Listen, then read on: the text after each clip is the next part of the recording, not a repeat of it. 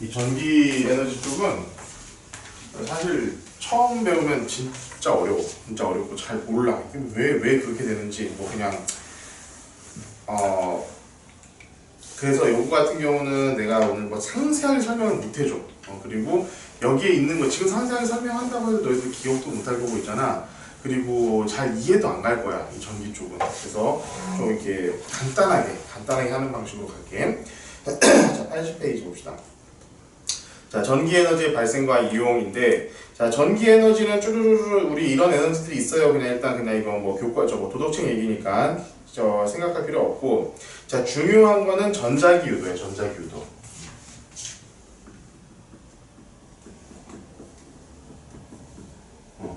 전자기 유도는 자, 전기라는 게 있고 자기라는 게 있어. 자기는 우리 자석이 붙었다 떨어졌다는 그 힘을 우리 자기라고 하고, 그런 힘을 있는 이 어떤 공간을 자기장이라고 그래.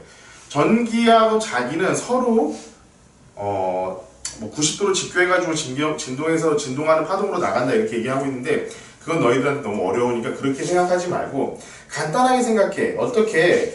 자, 전기가 움직이면은 자기가 생기고, 자, 전기가 움직이면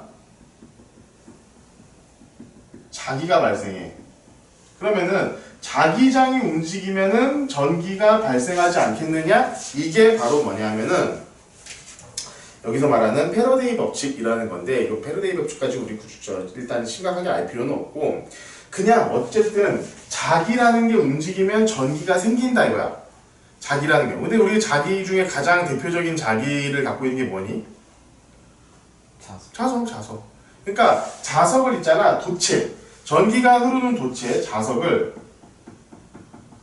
전기가 흐르는 도체 근처에서 막 움직이면은 이 도체에 전류가 흐른다는 거야. 그냥 그렇게 알아둬. 그냥 이것은 그렇게 알아두면 돼.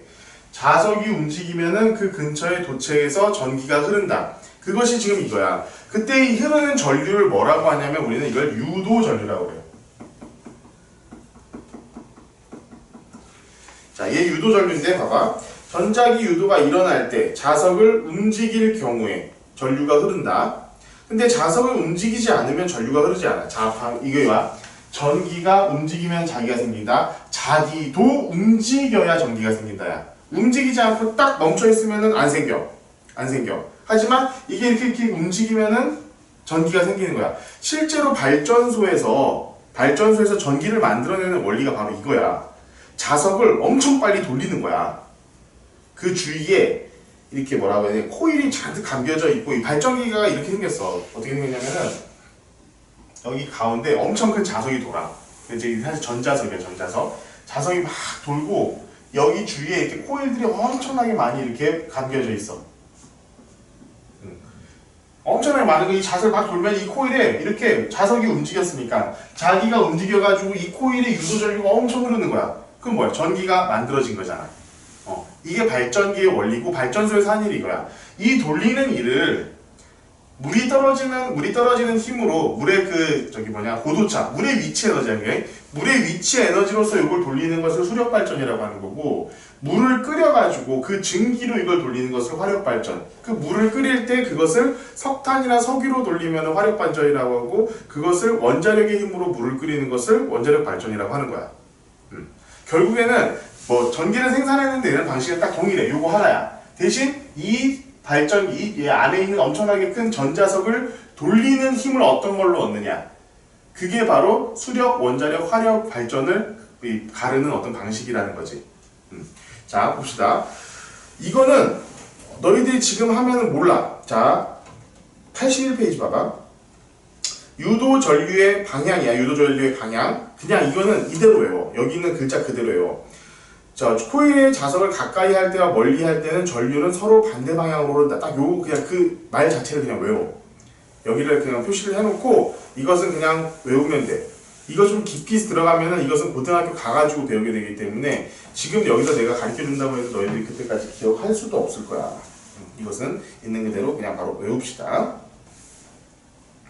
이런 전자기 유도의 이용 어떻게 해가지고 또 뭐라면 예를 들면 뭐 우리가 그 전기를 발생시킬 수 있느냐. 너네 혹시 그런 거 본 적 있니? 이 그 자전거 보면은 자전거 앞에 이렇게 불빛 나오는데 자전거 페달을 돌리면 불빛이 나오고 페달을 안 돌리면 불빛이 안 나오는 거. 지금은 요즘에는 워낙 그 LED가 그 전력을 안 먹고 밝고 그 원자 건전지가 작게 나오니까 그런 게 없었는데 옛날에는 어떻게 생겼냐면은 요렇게 요렇게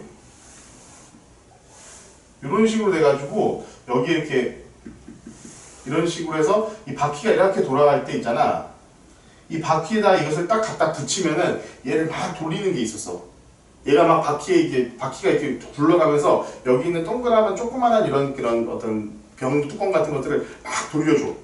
그러면 여기 앞에 이렇게 전등이 이렇게 붙어 있는 거야, 이렇게. 그래서 여기 전등에서 불빛이 나는 게 있었거든. 이게 이 자가 발전기야. 여기서 계속 발전을 시키면 여기서 전기에서 불빛이 나게끔. 근데 요즘에는 뭐 워낙 그 LED나 이런 것들이 저전력에다가 소형으로 잘 나오기 때문에 이런 것들이 없어. 이게 발전기야. 봐봐. 전자기 유도의 이용, 이런 것들로 우리 전자기 유도를 이용할 수 있고, 실제로 전자기 유도의 가장 대표적인 건 이 발전기야. 봐봐. 자석 사이에서, 자석 사이에서 뭐 어떻게 이렇게 하면은 전기가 발생한다. 자, 이거는 너희들한테 정확하게 어떤 구조라든가 이런 것들이 나오지 않아.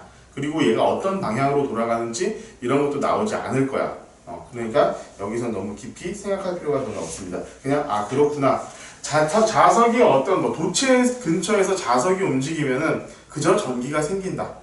자석이 도체 근처에서 움직이면 그 안에 전기가 생긴다. 그게 뭐 어떤 전기야? 아, 유도전류라는 게 생겨가지고 유도전류라는 게 뭐야? 결국 전기가 생긴다는 거지.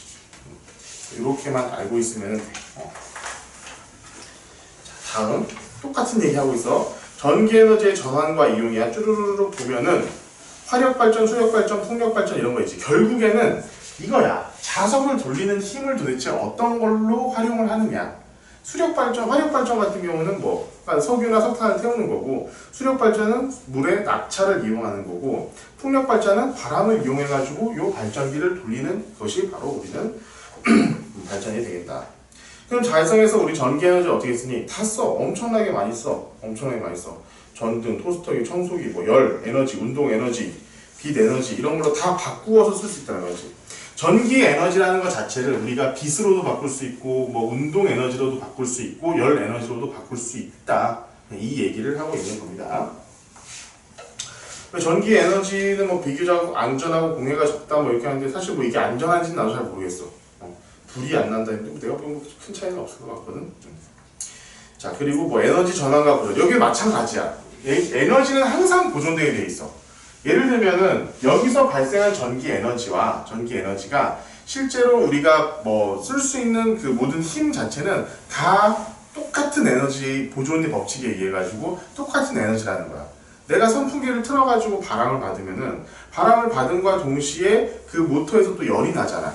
그치? 그 열이나 우리가 사용하는 바람이라든가 이런 에너지를 모두 종합해 보면은 이 선풍기가 사용한 모든 전기 에너지의 총합과 같다. 이 얘기를 하는 게 바로 에너지 전환과 보존이야. 똑같은 얘기지. 역학적 에너지 전환과. 자, 이런 것들은 이제 여기 지금 뭐 80페이지부터 시작해가지고 83페이지까지 있는 거는 사실 그냥 도덕책 같은 얘기야. 그냥 자연스럽게 우리가 그냥 읽어보면 이해가 되는 부분이기 때문에 이것을 그렇게 어렵게 생각하지 말고, 자, 여기서 얘기하는 거는 결국엔 84페이지에 나온 이 전력량 요거 하나 때문에 계속 얘기를 한 거야. 앞에 있는 거에도 너무 쓸데없는 거에도 너무 이제 집착하고 공부할 필요 없이 그냥 간단하게 요것만 외우면 된다.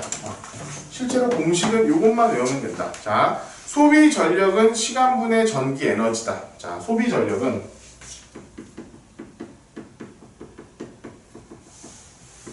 시간분의 전기 에너지. 자, 에너지의 단위는 뭐였지? 얘도 마찬가지야. 전기 에너지의 단위도 줄이고 시간의 단위는 초야. 그러면은 초당 쓰는 내가 전기 에너지지. 내가 1초 동안에 얼마만큼의 전기 에너지를 쓰냐. 이것을 뭐라고 하냐면 소비 전력이라고 하고, 이것의 단위가 뭐냐면 와트야. 너네들 우리 저 형광등이나 이런 거 보면은 메가트짜리 주세요, 마이너트짜리 주세요 그런 거 들어본 적 있잖아. 그럼 뭐야? 와트가 높다라는 건 뭐야? 소비 전력. 내가 전기 에너지를 많이 먹는다는 거야. 그럼 와트가 높으면 어떤 일이 벌어질까? 더 밝겠지. 시간당 소비하는 전력이 많으니까 당연히 더 밝은 빛을 내지 않겠니? 그래가지고 이런 전구 같은 것들을 와트수라고 할 때는 그 얘기를 하고 있는 거야. 시간당 얼마만큼의 전기 에너지를 쓰는가. 물론 전기세 많이 나올 거야. 하지만 좀 더 밝은 환경을 만들어줄 수 있다는 거지. 자, 이거야. 이게 와트고 이것은 소비 전력이 워낙 크기 때문에 시간이 초잖아. 초당 소비 전력이 워낙 크기 때문에 우리는 킬로와트라는 것도 얘는 1000 곱하기 와트 곱하기 1000 하면 킬로와트지. 그램 곱하기 1000 해야지 1kg이잖아. 자, 요렇게 우리가 쓸 수 있다는 거예요. 그러면 이거 뭐? 그냥 이 공식만 외우고 있으면 문제없이 다 풀 수 있습니다. 자, 우리 그래서 소비 전력 같은 것들을 반드시 포함되게 돼 있어요. 전기기구는. 너희들이 나중에 예를 들면 뭐 밥통, 여기는 지금 밥통을 예시로 들고 있는데 밥통도 있고 뭐 냉장고도 있고 보면은 소비 전력이 다 포함되어 있어. 여기 뒤에 봐봐. 에어컨에도 소비 전력이 포함되어 있지. 저기 등급해가지고. 자, 이런 소비 전력 같은 것들이 다 포함이 되어 있고 이 포함된 것을 일정 시간 동안 내가 얼마만큼의 에너지를 사용하는가 라는 것을 나타내는 게 전력량이야. 근데 이게 소비 전력하고 전력량은 되게 조금 이게 관계가 깊어. 봐봐. 전력량이라는 것은 단위 자체가 와트 곱하기 C야. WH야. 와트시야. 와트시. 여기 보면은 WH라고 되어 있는데 여기서 뭐 앞에 있는 곱하기 기호를 좀 생략한 거라고 생각해도 상관이 없어. 와트를 소비 전력을 1시간 동안 얼마만큼 쓰는가 이게 전력량이야. 이거 봐봐. 소비 전력 곱하기 시간이야. 근데 여기서의 시간은 진짜 시간이야. 초가 아니라 시간 H. 그럼 예를 들어서 내가 소비 전력 1kW를 1시간 동안 썼다. 전력량은 1kW씩 이런 식으로 되는 거야. 내가 1시간 동안 1kW를 썼다. 내가 소비한 전체량이 되는 거지. 봐봐. 그럼 봅시다. 이것은 우리가 어떻게 쓸 수 있겠어? 자, 전기 에너지 분의 시간 곱하기 시간이잖아. 근데 여기는 초고 여기는 뭐야? 시간이야. 그럼 여기를 시간으로 바꾸면은 곱하기 3600 하면 주면은 똑같은 시간이 되겠지. 그치? 그러니까 결국엔 이 전력량이라는 것은 전기 에너지를 얼마만큼 썼느냐 이 얘기가 되는 거야. 초가 이게 약분이 되잖아. 초라는 단위 자체가 약분이 되니까. 결국에는 뭐 전기 에너지가 바로 전력량이야. 여기 결국에는 나중에 깊이 들어가면 이게 결국 줄로 돼. 이건 여기까지는 알 필요 없다. 전력량이라는 건 뭐냐면은 내가 하루 동안에 쓴 양, 내가 하루 동안에 전기 얼마나 썼냐 이 얘기가 되는 거야. 전력량은. 자, 에너지 효율 관리 제도라는 게 있는데 효율 등급 쭈르륵 있고 이거는 요즘에는 이제 많이 또 이게 바뀌어서 등급이 그래가지고 실제로 지금 선생님 저 뒤에 있는 너네 저기 보이는 에어컨 같은 경우도 1등급이 되어 있는데 똑같은 모델이 지금은 4등급이 돼 있어. 그래서 지금 에너지 소비 효율 같은 것들은 이렇게 많이 바뀌고 있다 라는 거 이렇게 쓰면 되고 효율 등급 표시제를 통해 가지고 우리가 전기 에너지를 좀 아낄 수 있는 것들을 유도하고 있다. 이 정도로만 간단하게 우리가 파악하고 있으면 좋을 것 같아. 자, 여기서 있잖아. 전기 에너지 봐봐. 87페이지 한번 봅시다. 자, 이걸 배울 거야. 이거를 나중에 고등학교 가면은 손가락을 막 하고 플레밍의 왼손 법칙, 오른손 법칙 하면서 엄청나게 많이 배우게 되거든. 근데 이거 지금 배울 필요 없어. 그때 가가지고 해도 상관없으니까 지금 너무 이거에 깊이 알려고 하지 말고 그냥 간단하게 생각해. 자석이 움직이는 방향과 그러니까 자기장이 움직이는 방향과 반대 방향으로 자기장이 형성이 되고 유도 전류가 흐른다. 움직일 때만. 빨리빨리 움직이면 빨리빨리 움직일수록 전기가 많이 생기겠지. 자, 89페이지. 특히나 이 소비 전력과 전력량 요거 같은 경우는 그냥 이 공식 자체를 완벽하게 그냥 암기를 하셔야 됩니다. 자, 이렇게 해서 넘어가시고요. 마지막 별과 우주. 자, 그럼 별과 우주 조금 하고 다음 시간까지 하면 아마 수업 자체는 마무리가 될 거고 내가 저 문제 푼 거나 이런 것들에 대해서 질문 받고 이렇게 하는 시간 한 번 정도를 내가 더 가지려고 하니까 일단은 오늘 나오고 갑시다. 자, 별. 자, 별이라는 건 정말로 이 우주 얘기를 하다 보면 정말 한도 끝도 없어. 이 얘기가 정말 너무너무 길어지기 때문에 자, 나도 이제 여기서 긴장을 하면서 이것을 진행을 해야 될 것이고, 너희들도 딱 지금 궁금한 게 많이 있을 거야. 왜 그럴까에 대한 것에 질문이 있으면은 그때그때 해결을 하긴 하는데, 내가 만약에 거기서 거기까지 생각하지 말라고 했을 때는 그냥 더 이상 생각하지 않았으면 좋겠어. 오케이? 자, 별까지의 거리라는 게 사실 엄청나게 멀다고, 엄청나게 멀어.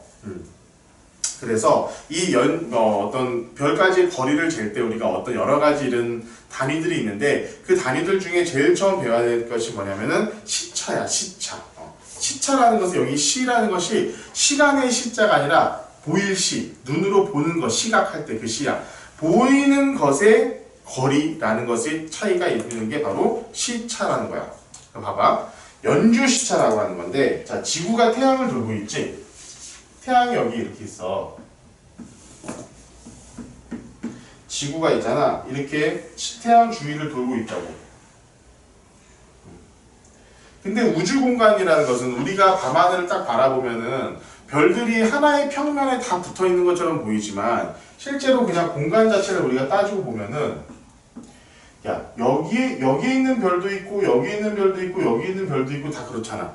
내 공간, 이 거리 자체가 다 틀려. 뭐 가까이 있는 별 여기 있는 것도 있을 수 있고, 그치? 자, 근데 아주 멀리 있는 거는 내가 여기에서 보건 큰 문제가 없을 수도 있어. 근데 조금 가까이 있는 별을 한번 내가 생각을 해보자고.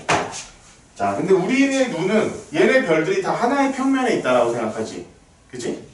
그 하나의 평면을 우리 뭐라고 하냐면은, 나중에 배우게 되겠지만 천구라고 그래. 자, 하나의 평면, 요런 평면에 모든 별들이 다 있다라고 우리는 생각을 하고 있다고.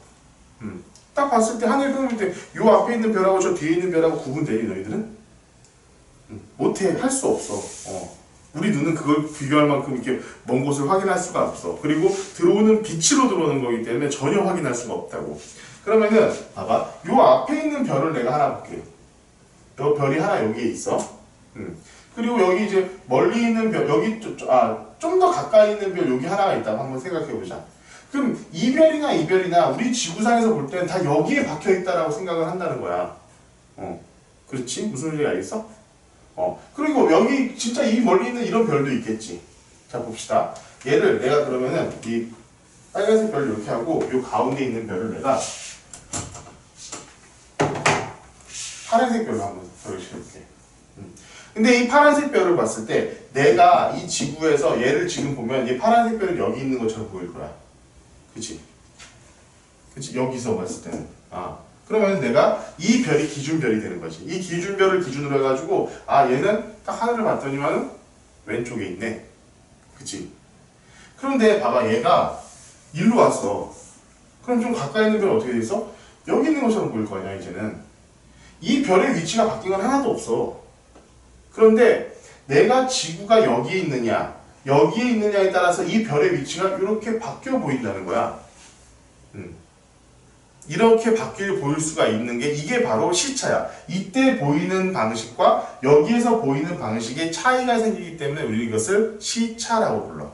그런데 봐봐, 얘가 지금 이렇게 있는 상태고 얘는 이렇게 보이는 상태가 되는 거지. 그치? 그러면은 이 시차는 어떨까? 얘가 1년을 단위로 똑같이 계속 돌아오지 않겠니? 1년 단위로? 자, 여기 있으면은 다시 이 자리에 오려면 얘는 다시 1년을 돌아야 돼. 그치? 그래가지고 이것이 1년 단위로 바뀐다 해서 연주시차라고 불러. 거기서 연이 해연자야. 봅시다. 연주시차는 지구 공전궤도의 양 끝에서 가까운 별을 관측했지? 멀리 있는 별은 의미 없어. 멀리 있는 별은 의미 없는데, 가까운 별을 관측을 했을 때, 지구에서 6개월 간격으로 관측한 별의 시차가 바뀐다는 거야. 이렇게 계속 바뀐다는 거야. 바뀌는 거. 근데 여기서 우리가 시차라고 하는 것은 뭐냐면은, 결국 우리가 무슨 시차라고 하냐, 시차는 결국 무슨 단위냐면은 각도야. 각도. 어떤 각도냐? 자, 여기서 태양까지 선을 딱 긋고, 이 각도. 이것을 우리는 뭐냐면 연주시차라고 해. 연주시차. 그럼 봐봐. 사실 요각도 두 개가 똑같다고 그냥 보거든. 왜냐면 여기 있어도 사실 큰 의미는 없어. 워낙 멀리 있기 때문에. 실제로 지금 우리가 각도 엄청 크게 그려가지고 실제로 이거 보면 한 30도에서 40도 그 정도 사이가 되잖아. 이 정도 차이 나는 별은 없어. 여기 봐볼래? 얼마나 차이 나는지? 자, 연주 시차가 초야. 초면 뭐야? 1도. 여기서 1도를, 여기 좀 비슷한 1도를 60등분한 게 분이야.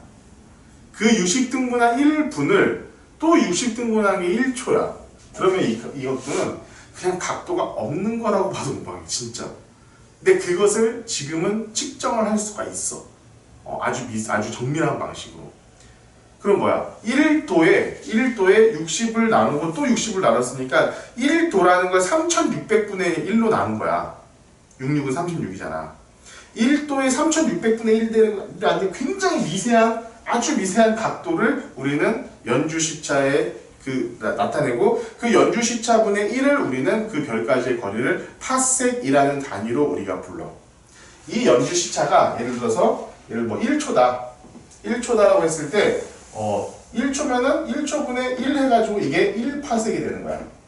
여기까지의 거리야. 그럼 1파섹만 해도 엄청나게 먼 거리지. 엄청나게 먼 거리야.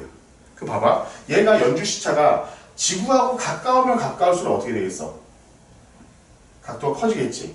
그지? 지구하고 멀면 멀수록 어떻게 되겠어? 연주시차는 작아져. 그지? 그러니까 연주시차가 작아지면 작아질수록 멀리 있는 거야. 근데 봐봐. 연주시차가 밑에 있잖아. 분모에 있잖아. 그래서 얘가 숫자가 작아지면 작아질수록 파섹의 단위는 커지는 거야. 점점 커진다고 볼 수 있겠지. 그지? 그래서 우리는 이것을 이제 1파섹이라는 단위로 우리가 얘기를 한다 라는 걸 하고 봅시다. 자, 연주시차의 한계는, 근데 봐봐. 이 도가 1파섹, 이게 1초 3600분의 1도라고. 이게 3600분의 1도. 그것을 잰다는 게 쉬운 일이 아니야, 절대로. 그러니까 예를 들어서 100파섹 정도까지 있는 100파섹이 비교적 가깝대. 야, 이게 100파섹이 되려면 얘가 몇이어야 되니? 10분의 0.01이 돼야 돼. 0.01분의 1이 돼야 돼. 그잖아. 그러면 얘는 0.01초야. 그러면은 그 1도밖에 안 되는 이 미세한 데를 3600분의 1로 나눈 그것을 또 100개로 나눈 것 중에 하나야. 3600, 36000, 36만 분의 1초야. 36만 분의 1도야, 그러면은. 그 1도, 그러니까 360도 할 때 그 도중에 그 1도 얼마 안 되는 것을, 36,000개로 또 나눠야 돼. 36,000개로. 3,600, 36만 개로. 야, 그러면은 이 100파섹 정도 넘어가면은 그 각도를 구한다는 게 사실 현실적으로 가능하겠니? 거의 불가능해. 그래서 이 별까지의 거리를 구할 때 이 연주시차 같은 경우는 굉장히 멀리 있는 별에 대해서는 큰 의미가 없어. 그나마 좀 가까운 정도의 별들은 연주시차를 이용해가지고 얘가 지금 1년 단위로 위치가 조금씩 바뀌고 있구나 라는 것을 우리가 그냥 알아낼 수 있을 정도라고 생각을 하면 좋을 것 같아. 나는 개인적으로 있잖아. 이 천문학이나 별 이런 관련된 책도 많이 보고 공부도 많이 하는 편인데 아직도 나는 신기해. 어떻게 이 36,000분의 1도를 어떻게 잰다는 건지 난 아직도 사실 이해할 수가 없어. 이것을 실제로 예전에는 눈으로 계산을 했던 거야, 눈으로. 난 정말, 너무 진짜 대단해. 이런 생각밖에 안 들어, 사실. 그래서 연주시차라는 건 이런 거다. 우리가 연주시차에서 알아야 될 거는 그냥 요 각도가 연주시차고, 이 연주시차분의 1을 한 것을 우리는 파섹이라는 단위로 쓴다. 이 각도는 점점 멀으면 멀수록 줄어들고, 얘가 줄어들게 될 테니까 당연히 이 파섹이라는 단위 자체는 커지게 된다. 그치? 그러니까 파섹이 커지면 커질수록 지구에서부터 굉장히 멀리 있는 별이다. 이 정도까지만 기억을 하고 있으면 좋을 것 같아. 자, 그 별까지 거리를 나타내는 단위는 대부분 같은 경우에 우리가 많이 들어봤겠지만 광년을 써, 광년. 빛이 1년 동안 갈 수 있는 거리를 1광년이라고 하지. 그러니까 광년을 우리는 단위로 많이 쓰고, AU 같은 거는 지구 태양계 정도에서 되게 많이 써. AU는 뭐냐면은 지구에서 태양까지 거리의 평균. 지구에서 태양까지의 거리를 1AU라고 불러. 그러면 그 1AU를 기준으로 해가지고 예를 들어서 뭐 목성까지가 어디만큼이다 라고 하면은 뭐 10AU다 그러면은 아 지구와 태양 간의 거리의 10배 정도 거리에 뭐 목성이 있구나 라는 거 우리가 이렇게 알 수 있다라는 거지. 그래서 이제 뭐 태양계의 행성이라든가 이런 것들을 할 때는 보통 이 AU라는 단위를 굉장히 많이 쓰고 LY, 라이트 이어, 그러니까 광년이지 광년. 그냥 뭐 모든 대부분의 그 우주 공간에서의 거리는 그냥 광년으로 체크한다고 보면 또 크게 무방할 정도로 우리는 이렇게 쓸 수 있어. 자, 파섹 같은 경우에는 1파섹도 엄청나게 먼 거리야. 여기에 이 초가 1초 정도가 되면은 1파섹이랑 1파섹이 되는 거잖아. 1파섹이 거의 3광년 정도 돼. 3광년이 좀 넘는 걸로 알고 있어. 3.26광년이네 여기. 3.26광년 정도를 1파섹 정도가 된다 라고 우리가 생각을 하면 좋을 것 같습니다. 자, 다음 이제 별의 밝기와 거리. 지금 요 얘기를 지금 할 거야. 별의 거리와 밝기. 그럼 별에 있잖아. 별은 밝기가 다 다르겠지. 별은 큰 별도 있고 굉장히 작은 별도 있고 뜨거운 별도 있고 뭐 차가운 별도 있고 차갑다고 해봐야 뭐 몇천 도가 넘는 게 있지만 어쨌든 그런 별들도 있어. 그런데 일단은 우리가 밝기를 볼 때 생각을 해봐봐. 밝기를 볼 때 잘 봐. 가까이 있는 게 밝아 보이냐 멀리 있는 게 밝아 보이냐? 가까이 있는 게 밝아 보이지. 자, 우리가 밤하늘에 보는 별들은 있잖아. 다 태양 같은 애들이야.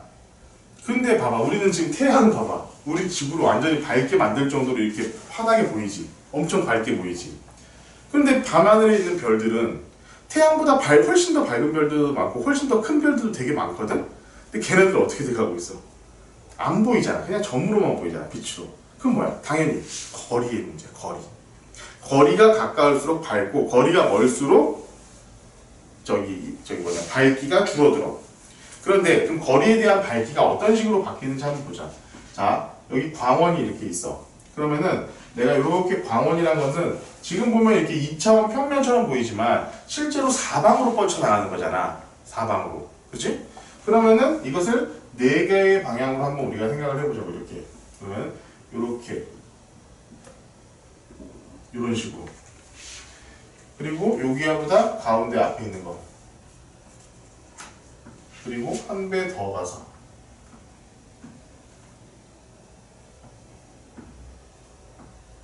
자, 요 넓이, 요 넓이, 요 넓이를 지금부터 비교를 해보자는 거야. 자, 너희들 중학교 2학년 2학기 때 닮음이라는 거 배웠지? 자, 여기서부터 여기까지 거리를 내가 이렇게 똑같이 나눴다고 찾자. 지금 잘 틀려 보이지만 똑같이 나눴다고 한번 생각을 해보자고. 그러면은 자, 이 삼각형과 이 삼각형의 닮은 비는 몇 대 몇이야? 자, 1대 2지. 그러면은 이 길이와 이 길이의 비도 1대 2가 되겠지. 그지? 그리고 얘랑 얘 같은 경우는 1대 3 이렇게 될 거야. 맞지? 맞지? 그때 봐봐. 이 면적도 동일하게 커지지 않겠니? 그 면적비는 어떻게 돼? 제곱이 되잖아. 여기 면적이 1이라고 됐을 때 얘는 2의 제곱 이렇게 되는 거고 얘는 3의 제곱 이렇게 되지, 면적이. 그치? 그런데 이 광원 입장에서 이 별 어떤 불빛을 내는 애의 입장에서 생각을 해보면은 이 똑같은 면적에 같은 에너지를 계속 공급하고 있는 거잖아. 그치? 똑같은 에너지를 공급을 하고 있는 거라고 얘한테는. 그럼 얘한테는 1만큼의 면적의 에너지가 공급되어 있는 거고 얘는 4만큼의 면적의 에너지가 공급되는 거고 얘는 9만큼의 면적의 에너지가 공급되는 거잖아. 그치? 그럼 빛의 밝기를 내가 여기서 느꼈을 때 내가 예를 들어서 뭐 1이라고 내가 빛의 밝기를 느꼈다면은 여기서는 몇 만큼 느끼겠어? 빛의 밝기를?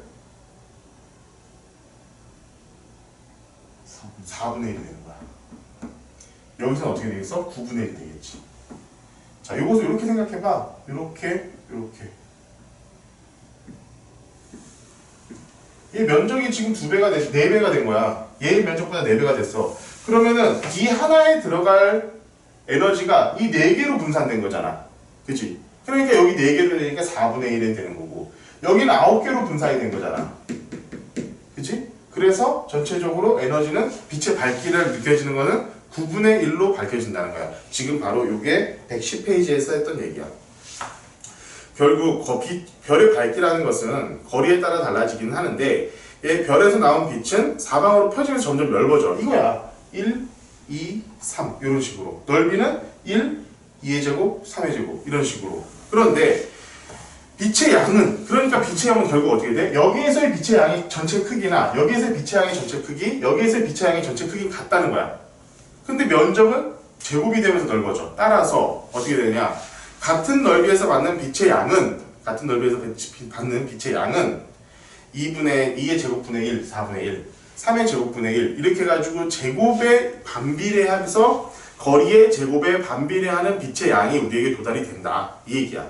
그럼 거리가 멀면 멀수록 우리의 눈에 들어오는 건 적고 결국 여기는 어떻게 되느냐면은 별의 밝기는 거리의 제곱분의 1에 비례한다는 거야. 자, 중요하다 이거. 거리의 제곱이라는 거 잘 중요하니까 거기다 밑줄 빡 쳐놓고 여기다 꼭 뭐라고 표시를 해놔. 거리의 제곱에 비례한다라는 거 잘 기억하고 있어야 돼.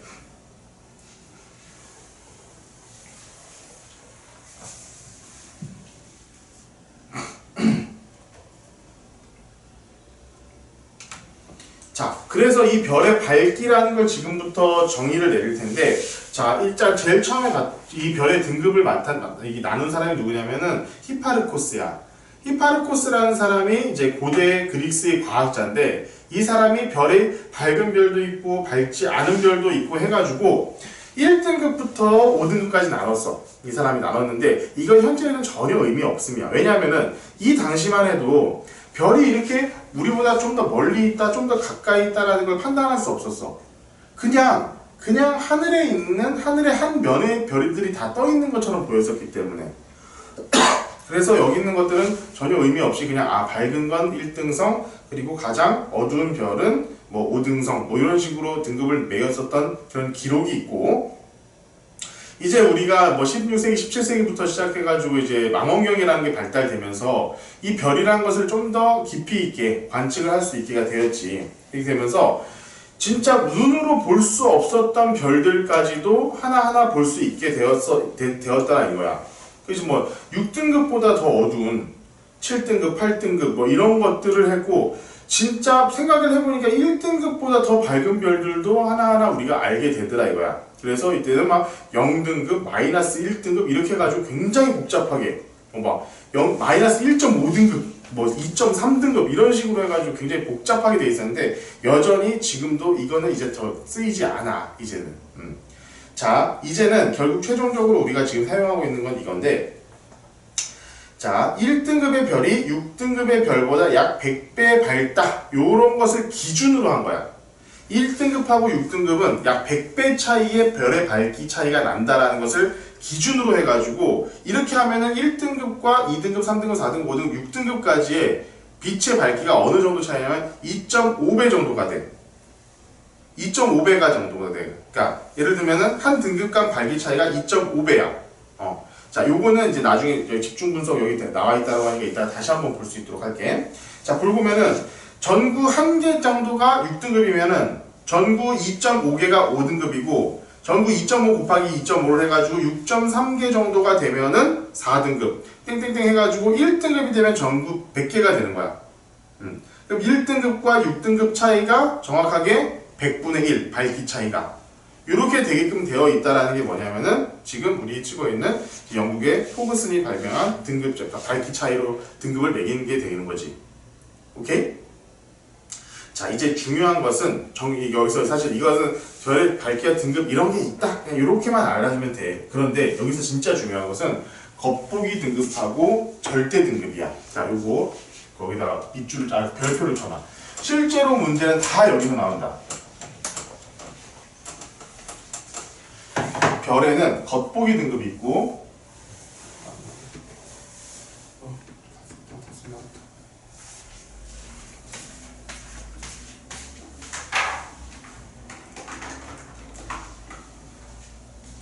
실제로 별에는 겉보기 등급이라는 게 있고 절대 등급이라는 게 있어. 봅시다. 겉보기 등급 오. 있고 절대 등급이 있어. 겉보기 등급은 지구에서 봤을 때의 밝기야.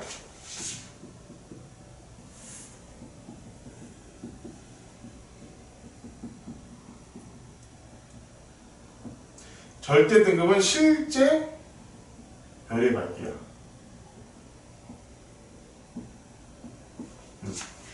자, 그러면은 겉보기 등급이라는 것은 뭐야? 그냥 내가 지구에서 봤을 때 아, 밝은 별 있네. 아, 좀 저건 어두운 별이네. 이게 바로 그냥 겉보기 등급이야. 겉보기 등급.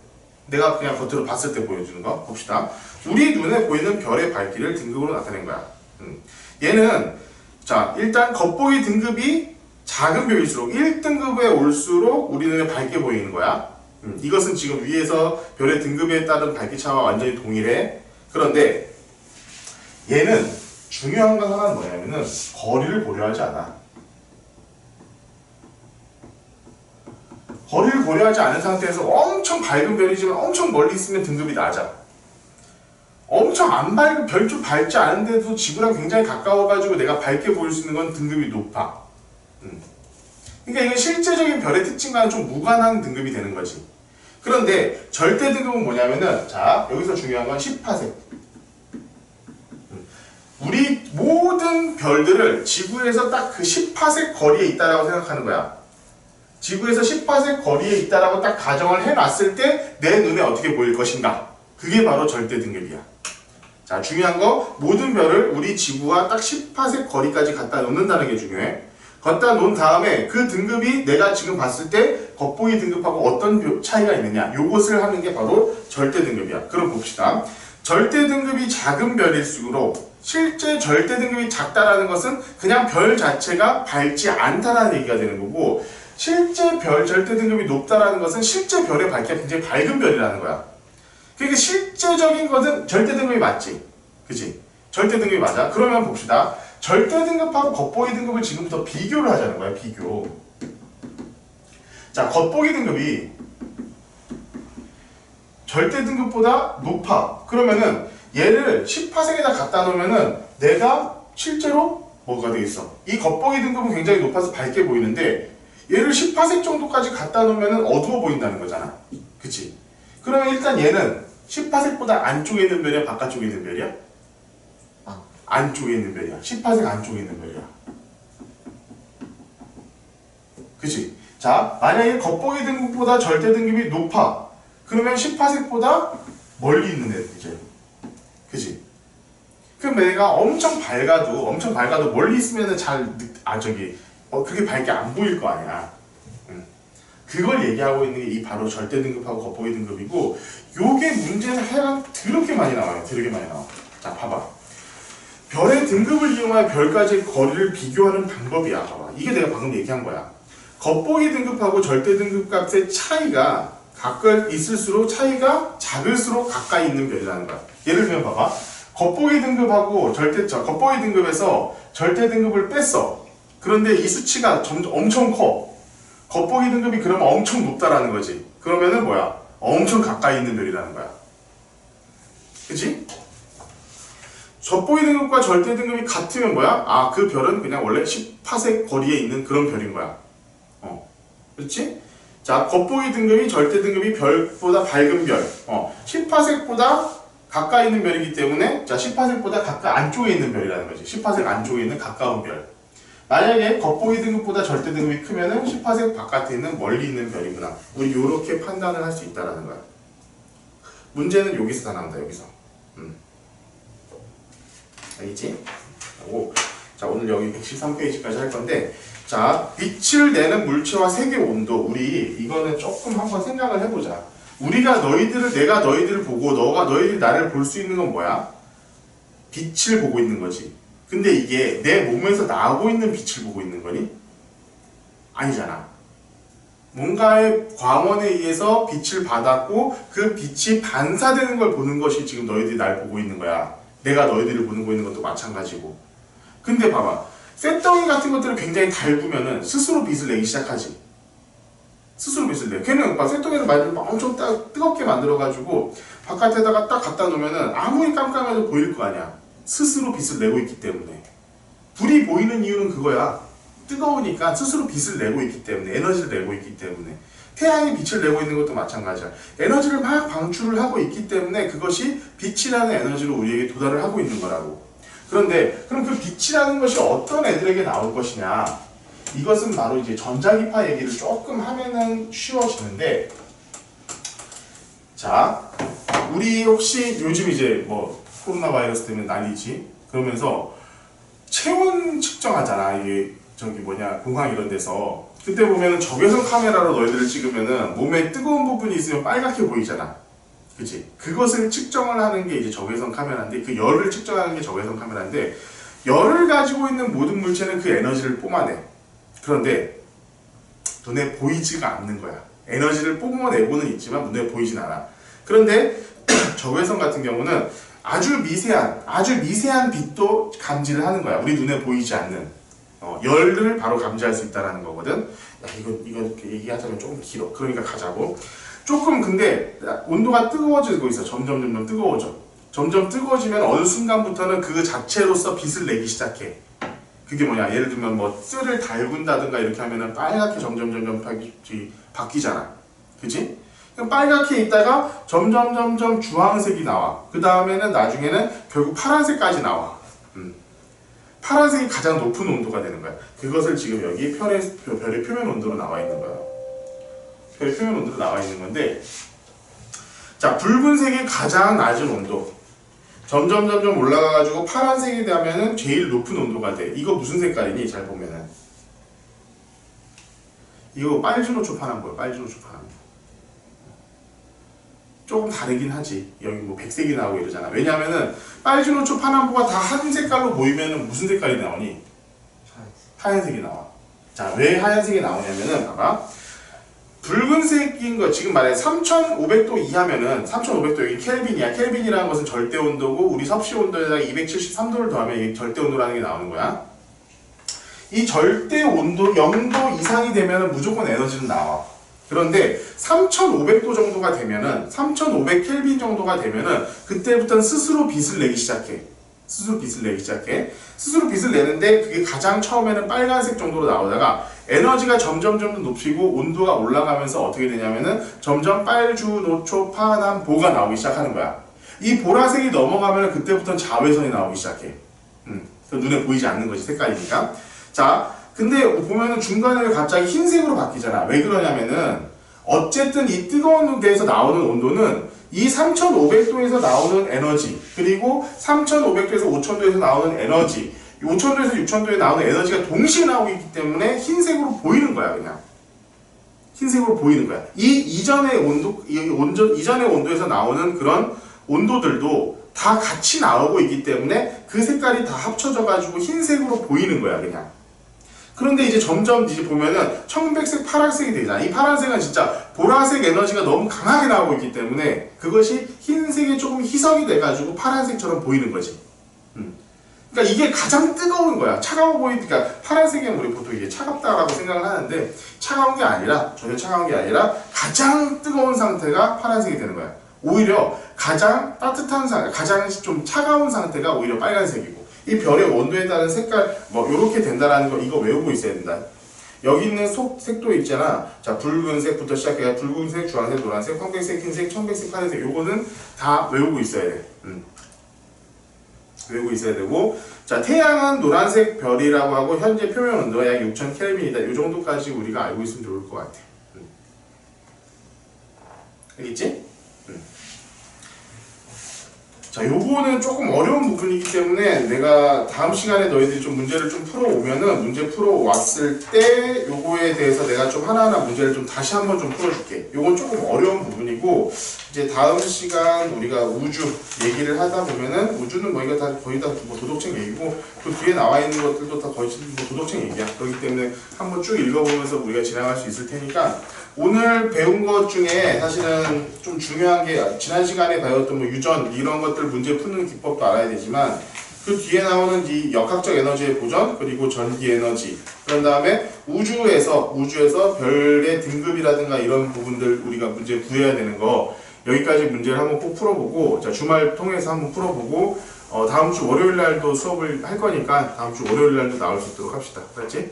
다음 주 월요일 날 하면 일단 수업은 전체적으로 마무리가 되는데, 그 다음에 이제 수요일이나 아니면 금요일이나 한 번 정도 더 해가지고 내가 이걸 진행을 할 수 있도록 할 테니까. 알았지? 이렇게 해주시면은 될 것 같아요. 고생했다.